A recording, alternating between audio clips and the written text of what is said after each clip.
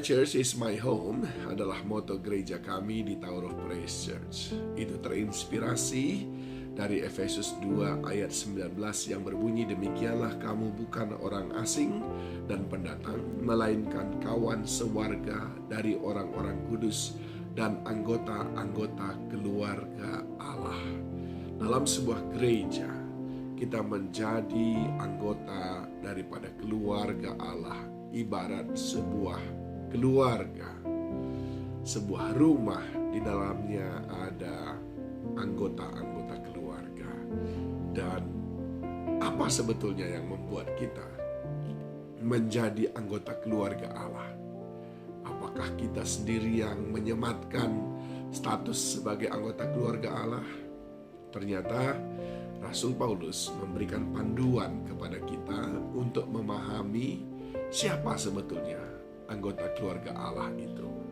Kalau kita cermati dari ayat bacaan ini, maka jelas di ayat yang ke-20 dikatakan yang dibangun di atas dasar para rasul dan para nabi dengan Kristus Yesus sebagai batu penjuru. Orang yang masuk sebagai keluarga Allah adalah mereka yang menjadikan pengajaran tentang Yesus Kristus sebagai pedoman hidupnya, standar hidupnya, standar kebenaran di dalam hidupnya adalah Yesus Kristus yang dinyatakan lewat firman-Nya. Tidak ada kebenaran yang lain yang diadopsi selain daripada kebenaran di dalam Tuhan. Ini ciri pertama, keluarga Allah. Sama sebetulnya dengan keluarga-keluarga kita yang masing-masing memiliki nilai-nilai, standar-standar yang dibangun di dalam keluarga itu. Ada keluarga yang memang suka sekali memberi, ayahnya, ibunya, dan anak-anaknya semuanya keluarga yang suka memberi, keluarga yang ramah. Tapi ada juga keluarga yang gak suka bersosialisasi, bertetangga pun kurang baik, seterusnya. Nah, Alkitab mengatakan kalau kita keluarga Allah, maka kita menganut standar hidup, menjadikan Kristus Yesus sebagai batu penjuru, yaitu patokan tentang kehidupan kita. Tidak ada yang lain. Kalau Yesus katakan tidak, tidak. Kalau Yesus katakan iya, iya.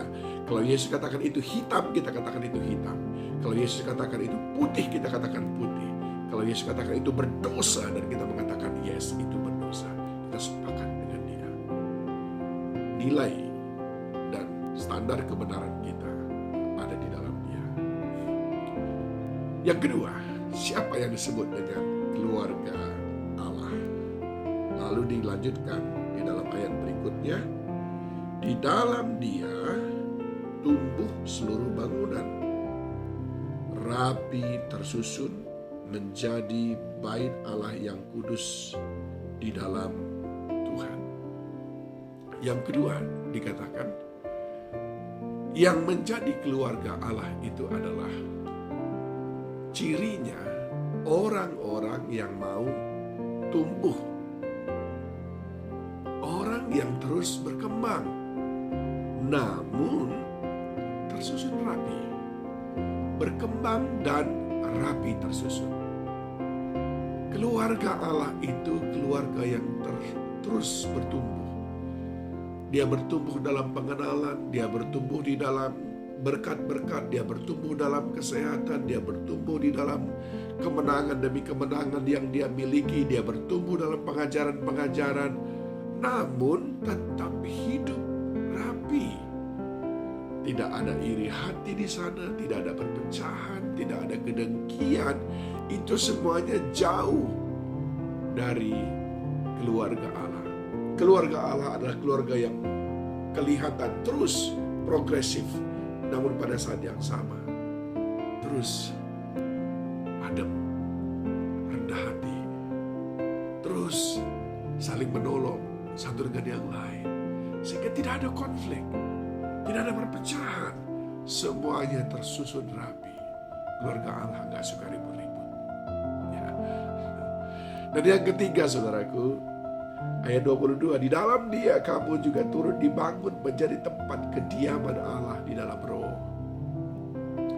Keluarga Allah itu adalah keluarga di mana Roh Kudus suka berdiam, yaitu kita yang menjadikan hidup kita hidup yang berkenan bagi Dia, sehingga kita disebut juga sebagai kediaman Allah.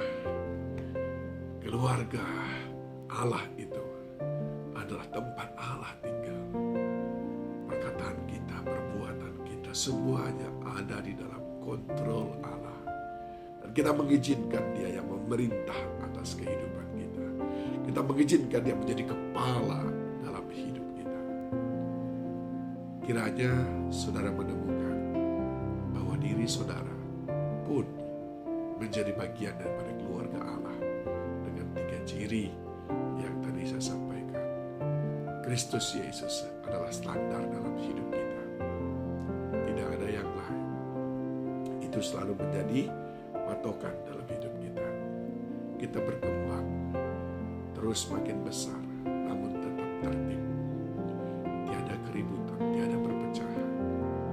Kita menjadi umat yang layak oleh karena menjaga kekudusan kita dan Allah berdiam di dalam diri kita.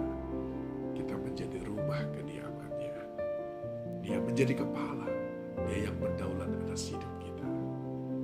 Tuhan memberkati.